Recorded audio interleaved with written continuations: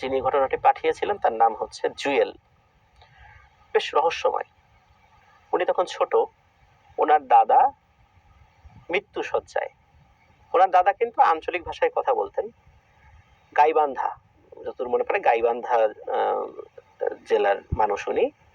উনি ঘরে শুয়ে আছেন, হঠাৎ করে পাশ ফিরে বলছেন, সালাম দিচ্ছেন, খুব সুন্দর করে সালাম দিয়ে বলছেন যে, জনাব আপনি কে, আপনি হাসছেন কেন?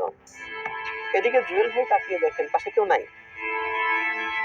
তো উনি আবার তার ওয়াইফকে ডাকছেন যে, এদিকে আসো তো, দেখো তো কে যেন আসছে, আমার দিকে তাকিয়ে মিটমিট করে হাসে, কথা বলে।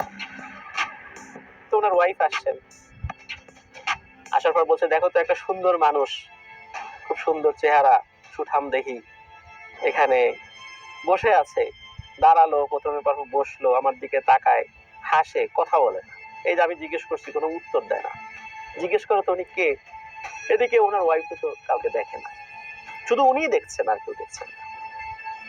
এর কিছুক্ষণ পরে উনি মারা যান।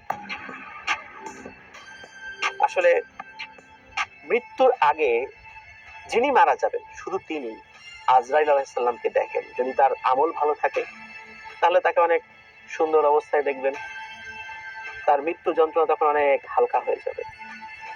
আর যদি তার আমল খারাপ থাকে, আজরাইল আলাইহিস সালামকে এমন ভয়ঙ্কর ভাবে উনি দেখবেন, তার ওই ভয়ঙ্কর রূপটাই তার মৃত্যু যন্ত্রণাকে আরো বাড়িয়ে দেবে।